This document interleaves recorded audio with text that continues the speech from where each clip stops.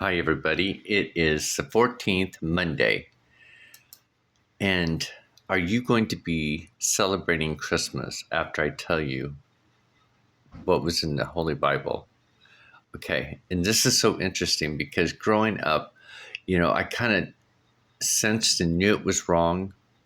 But again, our family, our society, our government, the businesses, they sell it, they push it on the marketplace. Of celebrating Christmas, right? Of putting up a tree, decorating. Okay, so the book of Jeremiah, chapter 10. I'm just going to read it to you. I know it's 8:21 in the morning, so yeah, I got bedhead. Who cares? I'm natural. I am who I am. Okay, Jeremiah 10. Hear ye the word which the Lord speaketh unto you, O house of Israel. Thus says the Lord, learn not the way of the heathens, and be not dismayed at the sign. Oh, you probably see my eyes. One of my eyes goes the other way when I'm reading. Actually, let me see if I can kind of disguise that. I forgot about that part. I look kind of funny this way. Anyway, I'll just do this. If I'm going to be totally truthful to you guys, I guess you're going to see my flaws too. Okay, chapter 10, verse 2. Thus says the Lord, learn not the ways of the heathen, and be dismayed at the signs of heaven, for the heathens are dismayed at them. For the customs of the people are vain. For one cutteth the tree out of the forest, the work of the hands of a workman, with the axe, right? Because they got to cut down the tree, right?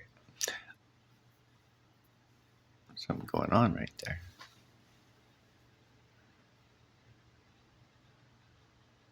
Sorry. Because we are the tree. We are the tree of life, right? This is what we're decorating. And we decorate it with our knowledge and stuff like that. Okay, my perspective. So verse 4, they deck it with silver and gold. They fasten it with nails and with hammer, that it move not, right? So they make the stand. They're upright as a palm tree, but speak not. They must, let's see here. Let me highlight this so I don't have a hard time reading this. They upright as a palm tree, but speak not. They must needs to be borne. It's so interesting how they write back then. Okay. They're upright as a palm tree, but speak not. Oh, because they've been cut, right? So when you cut the tree, you cut the life off of it, right? Now you're putting it up on a stand. So, it probably can't speak out its vibration anymore. They must needs to be born because they cannot go. Be not afraid of them, for they cannot do evil. Rather also is it them to do good. Okay, forasmuch as there is none like unto thee, O Lord, thou art great, and thy name is great in might. Who would not fear thee, O King of nations? For thee doth, doeth it appertain,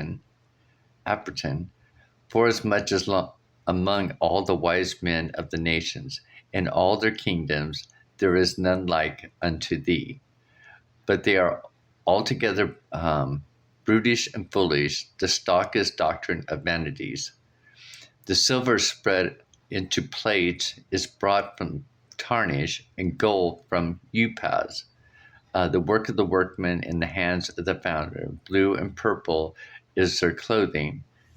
They are to work of cunning men. So it's really about vain, right? And if you look at people, I used to do it myself. decorate our place out and get it all nice and shiny and pretty trees and presents, all that, and being vain about it, what vain is. Okay. Verse 10, chapter 10, verse 10, okay, Jeremiah.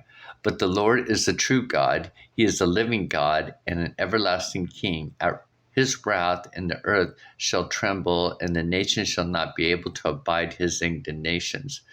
Thus shall ye say unto them, the gods that have not made the heavens and the earth, even they shall perish from the earth and from under these heavens.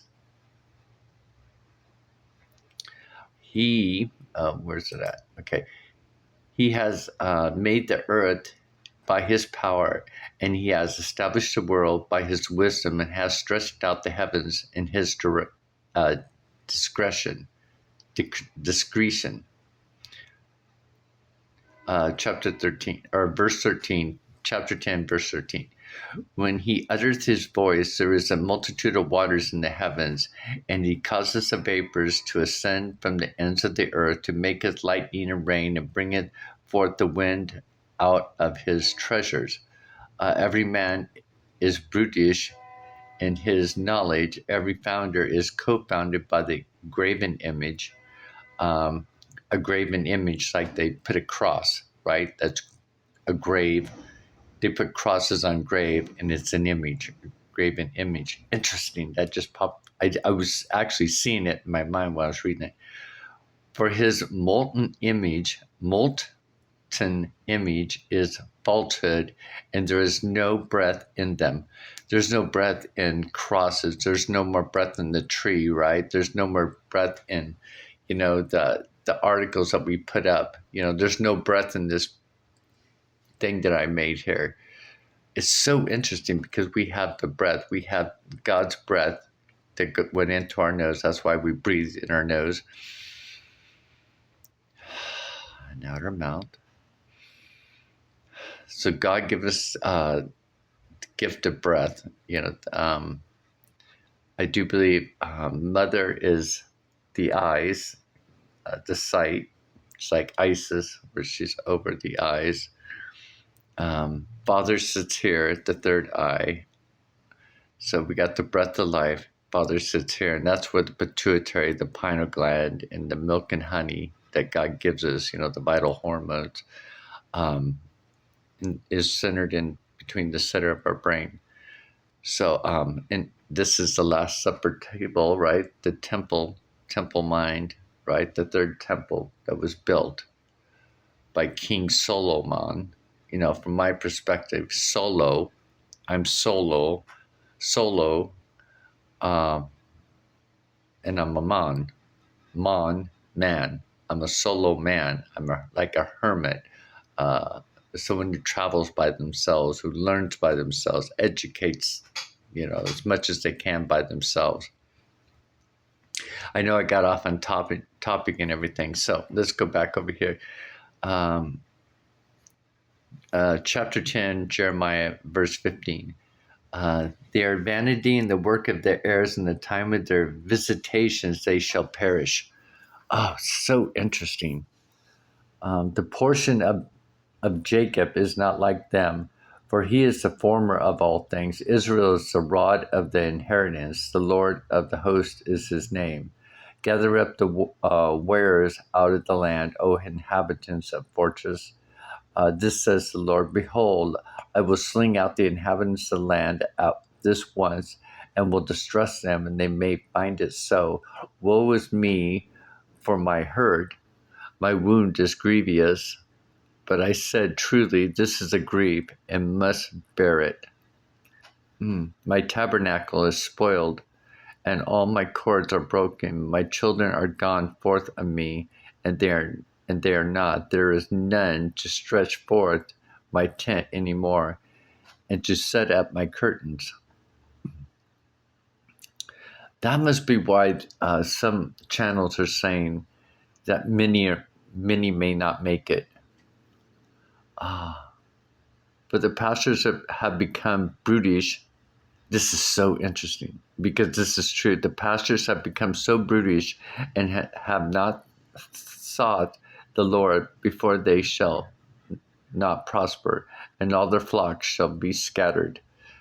So it's like all those people, flocks. So you got a pastor and you got his flock, everybody that pastor. People just don't get that and realize that. Behold, the noise of the brute is come, and the great commotion out of the north country, to make cities of Judah desolate, and the den of dragons. And the den of dragons. Interesting, right? I'm almost done. O Lord, I know that the way of the man is not in himself. It is not in man that walketh to direct his steps. O Lord, correct me, but the judgment not in thy anger, lest thou bring me nothing. Okay. Pour out thy fury upon the heathens that know thee not, and upon the families that call not on the name, for they have eaten up Jacob and devoured him and consumed him, and have made him a habitation of desolate. So the whole thing I wanted to mention today, because I talk about how vain I am. I'm a vain person. Matter of fact, because I, especially noticing that my age, and I got to keep that, at bay of being so vain. And that's why I also make videos like this, and showing who I truly am. This is what I look like when I wake up in the morning. This is what I'm thinking of right now. This is what I should put out there for the people, because the holiday's coming up. Christmas is coming up, right? And everybody's already decorating out, and they've got the aisles at, like Costco and all these stores, Walmart, and they're already advertising, kind of like pretty much putting in people's face to buy all this stuff. And we programmed our kids to believe in things, to believe in Santa, to believe in the tree. It's a tradition. You have to go get the tree. And while they're holding a Bible and saying it's all about Christ, right? When it's not about Christ, because Jeremiah is writing in here how sinful it is.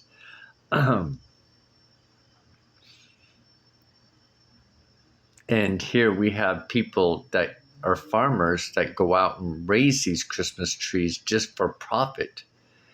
So if we look at everything connected with it, the holiday, the money making, how people prosper off of it, how people give each other expensive gifts, as presents, and say that Santa give it, but Santa is like saying saint. It's a saint that's giving it to you. And if we're all becoming all the men, because we are the ones that have God's image, the XY chromosome, a lot of women get upset with me when I say it, but women are in the image of man. It's clearly written, and they have XX. So like I was showing you, you got like a graph, and you got the Y-axis, right? Heaven and hell. So God holds the keys to heaven and hell, the Y chromosome. And on the land, the lunar land, is the Mother Earth. We always call her Mother Earth. She's the female, it's the XX chromosome. So it's, just like this world is made up by mathematics, you got to really open up your mind when we're looking at all these things. And we've got to help each other and say, wait a minute. We can't be celebrating with lights. We can't be encouraging putting up lights and cutting down trees, when the true church and the true Christ is inside of us, the blood of Christ, our DNA, our chromosome, the Y chromosome, Yeshua, the Yahweh is the water gene, the one who walks on water. It's the God gene, right? And the female is the X chromosome, the fire of the land, right? So I don't know. It's not that hard. I think that people don't want to ruin. They don't want to see that It's paganism, right? And another interesting thing is that a lot of people that celebrate Christmas complain about paganism. I remember that growing up, where they're like, people would talk about, oh, that's paganism. You don't want to do that. But here, the whole time, right in front of our face, it shows not to do it. And how vain we are to, go down. How vain that we are to go cut down a tree, right, and decorate it. Okay, how vain are we to not realize that Christ, they cut down a tree to make a cross out of it, a wooden cross, and how they decorated Christ with a crown of thorns and robes and paraded the tree around town, paraded their tree, exposed him, left him standing up, shining to the whole world. Oh my gosh. Oh my gosh. I was just, this is coming out, I'm just literally, it's like this movie is playing out in my mind, showing me and what I'm saying, the decorating of the tree, decorating Christ. And then here we celebrate Christ. My goodness, this is more sinister that we have been doing. And it sickens me. It really sickens me to the core right now.